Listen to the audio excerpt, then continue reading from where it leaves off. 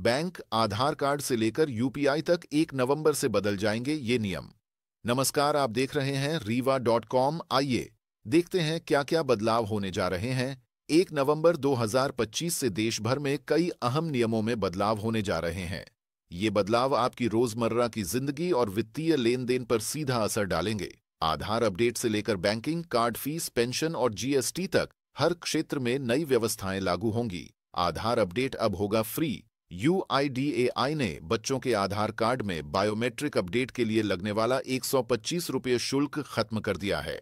अब यह सेवा 1 साल तक फ्री रहेगी। वयस्कों के लिए नाम, जन्मतिथि, पता या मोबाइल नंबर अपडेट कराने पर 75 रुपये और बायोमेट्रिक डिटेल्स, फिंगरप्रिंट या आइरिस स्कैन बदलवाने पर 125 रुपये शुल्क पहले की तरह लागू रहेगा। बैंक नॉमिनेशन नियम में बदलाव। 1 नवंबर से बैंक ग्राहकों को अपने खाते, लॉकर या सेफ कस्टडी आइटम्स के लिए अधिकतम 4 नॉमिनी जोड़ने की सुविधा मिलेगी। इस कदम का उद्देश्य आपात स्थिति में परिवार के सदस्यों को फंड्स तक आसान पहुंच दिलाना और मालिकाना विवादों को कम करना है। नॉमिनी जोड़ने या बदलने की प्रक्रिया भी अब और सरल हो जाएगी। एसबीआई कार्ड धारकों पर नई फीस। एसबीआई कार्ड यूजर्स के लिए भी नया शुल्क लागू होगा। मोबीक्विक और क्रेड जैसे थर्ड पार्टी ऐप्स से एजुकेशन पेमेंट करने पर 1% फीस देनी होगी। डिजिटल वॉलेट में 1000 रुपये से अधिक लोड करने पर भी 1% चार्ज लगेगा। पेंशन भोगियों के लिए जरूरी अलर्ट।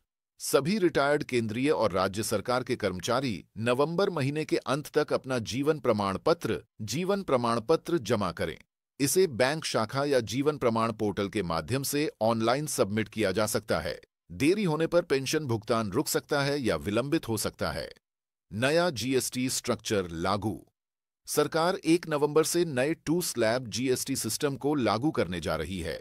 पुराने 5%, 12%, 18% और 22% और 28% वाले स्लैब हटाए जाएंगे, जबकि लग्जरी और सिन गुड्स पर 40% टैक्स रेट लगाया जाएगा। इससे टैक्स स्ट्रक्चर को सरल बनाने और उपभोक्ताओं पर भ्रम घटाने का लक्ष्य रखा गया है। एनपीएस से यूपीएस में जाने की समय सीमा बढ़ी। केंद्र सरकार के कर्मचारियों के लिए एक राहत की खबर। एनपीएस से यूनिफाइड पेंशन स्कीम यूपीएस में स्विच करने की अंतिम तिथि 30 नवंबर तक बढ़ा दी गई है।